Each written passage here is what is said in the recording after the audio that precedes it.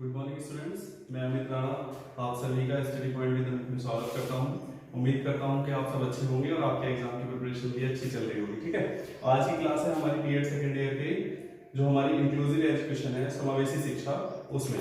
ठीक है, और उसका जो हमारा टॉपिक है आज ये है विशिष्ट शिक्षा। देखिए, विशिष्ट शिक्षा दो शब्द है।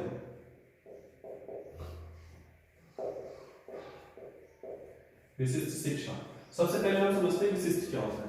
देखिए, विशिष्ट क्या होता है, कोई भी व्यक्ति हो, बालक हो या शिक्षा हो, ठीक है, तो उसमें क्या होगा, दो चीजें होती है। एक होती है सामान्य, एक सामान्य क्या होता है कि जो नॉर्मल चीजें होती हैं, नॉर्मल व्यक्ति होते हैं, वो सब सामान्य श्रेणी में आते हैं। ठीक है, दूसरा इसी में होता है क्या, विशिष्ट।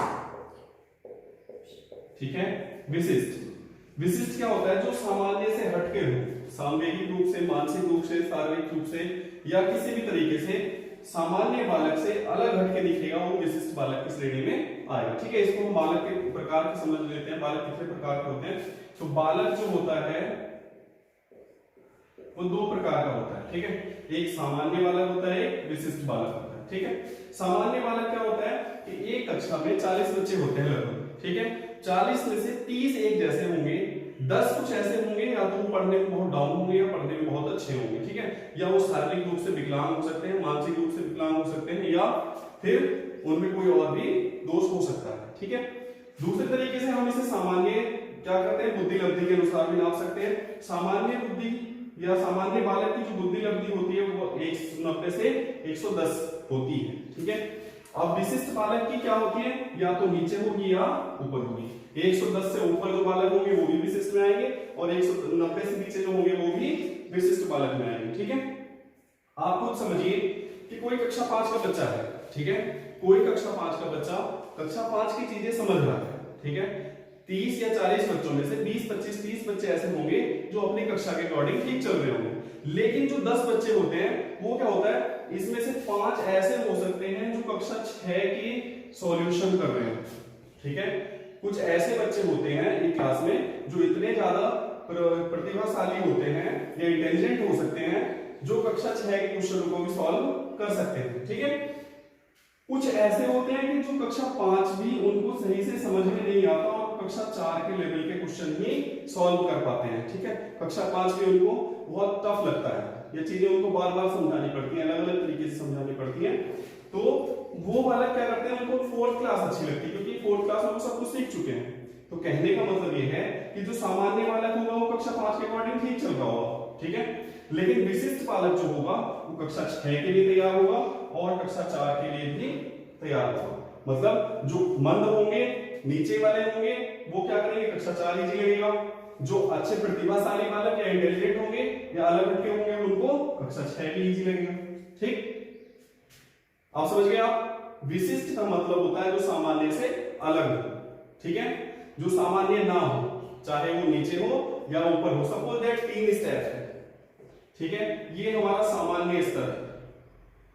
ठीक है, तो इससे ऊपर वाले स्तर के और इससे नीचे वाले स्तर के क्या होंगे, विशिष्ट बालक होंगे। ठीक है, या इसी को हम विशिष्ट शिक्षा कह सकते हैं। ठीक, समझ गए। चलिए आगे देखते हैं।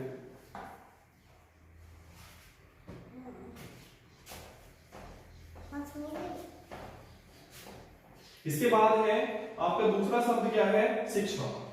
शिक्षा मैंने आपको पहले समझा रखा है। क्या, शिक्षा एक जन्म से लेकर मृत्यु तक चलती रहती है। ठीक है, जीवन पर्यंत चलती रहती है, जिसमें सीखने सिखाने की प्रक्रिया होती है। शिक्षा एक ऐसी प्रक्रिया है या सीखने सिखाने की ऐसी प्रक्रिया है जो जीवन पर्यंत चलती रहती है। ठीक है, तो जब विशिष्ट और शिक्षा को हम एक साथ लेके आएंगे तो एक शब्द बना क्या, विशिष्ट शिक्षा। ठीक है, आपके पास जब क्वेश्चन आएगा तो इसी तरह से एक्सप्लेन करना है हमें। पहले विशिष्ट शब्द को एक्सप्लेन करेंगे, फिर शिक्षा को करेंगे, फिर एक साथ विशिष्ट शिक्षा को करेंगे। ठीक है, देखिए हमारे इंक्लूसिव एजुकेशन में, समावेशी शिक्षा में, शिक्षा को 3 प्रकार से बता रखा है। क्या, एक तो विशिष्ट शिक्षा, एकीकृत शिक्षा, ठीक है, और दूसरा समावेशी शिक्षा। ठीक है, 3 प्रकार की बताई है। आज जो हम पढ़ेंगे वो हम पढ़ेंगे किसके बारे में, विशिष्ट शिक्षा के बारे में। ठीक है, देखिए विशिष्ट शिक्षा क्या होती है? वह शिक्षा जो सामान्य बालकों को न दी जाए वह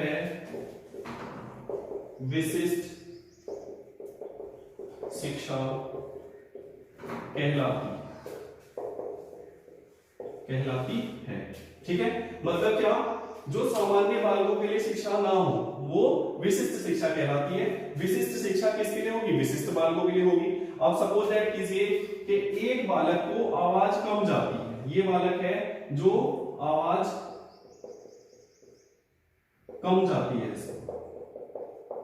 ठीक है, दूसरा क्या है? अस्थि बाधित है। ठीक है, तीसरा क्या है? इसको देखने में समस्या है या दृष्टि दोष है। ठीक है, दृष्टि दोष है। ठीक है, तो ये सब क्या है? विशिष्ट बालक है। क्या इनमें कोई भी सामान्य बालक हुआ? नहीं। किसी को आवाज कम जाती है, आपने देखा होगा जब क्लास में हम पढ़ाते हैं तो कुछ बच्चे ऐसे करके सुनते हैं। ठीक है, या फिर रिपीट कराएंगे कि सर आवाज नहीं, दोबारा से रिपीट कराइए। ठीक है, तो ये वाले। फिर दूसरे अस्थिबाधित। अस्थिबाधित मतलब किसी के हाथ में हैंडीकैप होता है, मतलब चोट लगी हुई होती है, उसका हाथ काम नहीं करता है, किसी के पैर काम नहीं करते, हड्डी यानी अस्थि जिसकी बाधित होती है। ठीक है, दूसरा दृष्टि बाधित, जिसको देखने में समस्या होती है। ठीक है, तो ये सब क्या होंगे? विशिष्ट बालक होंगे। ठीक, ये तो हो गए आपके। फिर तीसरा क्या होता है? मानसिक रूप से। ठीक है, मानसिक रूप से। मानसिक रूप से मतलब मैंने आपको बताया क्या कि एक बच्चा है जिसको हम एक बार चीजें समझा देते हैं वो समझ जाता है। कुछ बच्चे ऐसे होते हैं जिनको 4 बार समझाना पड़ता है, अलग अलग तरीके से समझाना पड़ता है, तो उनकी मानसिक स्थिति क्या होगी? सामान्य बालकों से अलग होती है। ठीक है, तो कहने का मीन्स क्या है कि विशिष्ट शिक्षा वह है जो सामान्य बालकों से अलग हटके विशिष्ट बालकों के लिए होती है। ठीक है, चलिए इसकी डेफिनेशन देखते हैं हम। हंट के अनुसार विशिष्ट शिक्षा का क्या बोला है उन्होंने? विशिष्ट शिक्षा वह शिक्षा है जो शारीरिक, सांवेगिक या संवेगात्मक, सामाजिक विशेषताओं से या में सामान्य बालकों की शिक्षा से अलग है। मतलब कहने का क्या है कि जो सामान्य बालक होते हैं वो शारीरिक, सांवेगिक या सामाजिक विशेषताएं उनकी एक जैसी होती है, लेकिन जिन बालकों की सामान्य बालकों की शिक्षा से अलग होगी, मतलब जो शारीरिक, संवेगात्मक और सामाजिक विशेषताएं जिनकी अलग होगी, वो उनके लिए विशिष्ट शिक्षा है। ठीक है, मैंने आपको बताया 2 प्रकार, सामान्य और विशिष्ट। ठीक है, इसमें सामान्य बालक की बुद्धि लब्धि कितनी होती है? 90 से 110। इसमें कितनी होगी? या तो 110 से ऊपर होगी या 90 से नीचे होगी। इसमें प्रतिभाशाली बालक आ जाएंगे, ठीक है, पिछड़े बालक आएंगे, मंद बुद्धि बालक आ जाएंगे। मतलब जितने भी बालक हैं, सामान्य बालक से हटके जितने भी बालक होंगे वो सब किसमें आएंगे? विशिष्ट बालकों में आएंगे। तो इनके लिए जो शिक्षा बनाई जाएगी, विशिष्ट बालकों के लिए जो शिक्षा होती है वो विशिष्ट शिक्षा कहलाएगी। ठीक है, चलिए अब इसका महत्व देखते हैं। देखिए विशिष्ट शिक्षा के महत्व में क्या क्या आता है? विशिष्ट बालकों में या समाज में समायोजन करती है। विशिष्ट शिक्षा क्या है? विशिष्ट बालकों का समाज में समायोजन करती है। मतलब जो विशिष्ट बालक होते हैं, जैसे आपने देखा होगा कि दृष्टिबाधित बालकों के स्कूल अलग होते हैं, कभी कभी आपने देखा होगा, या मंद बुद्धि बालकों के स्कूल अलग होते हैं, विद्यालय अलग होते हैं। ठीक है, तो उनके जो पढ़ाने का तरीका होता है, विधियां होती है, वो सब अलग होती है। लेकिन जब वो वहां से पढ़ के निकल जाते हैं स्कूल से, तो फिर वो समाज में समायोजन कर सकते हैं। वो भी पढ़े लिखे होंगे, उनको भी नॉलेज होगी, वो भी एग्जाम दे सकते हैं, ठीक है, वो भी कंपटीशन दे सकते हैं, वो भी जॉब कर सकते हैं। मतलब समाज में उनका समायोजन हो जाएगा। अगर आप सोचो कि एक दृष्टिबाधित बालक है या अस्थिबाधित बालक है और उसको शिक्षा पाने का अधिकार ना हो, ठीक है, तो क्या वो समाज में समायोजन कर पाएगा? नहीं, क्योंकि उसको शिक्षा के बारे में तो नॉलेज होगी नहीं। तो विशिष्ट शिक्षा क्या करती है? विशिष्ट बालकों का समाज में समायोजन करती है। ठीक है, फिर क्या है? विशिष्ट बालकों की पहचान व निदान में सहायक होती है।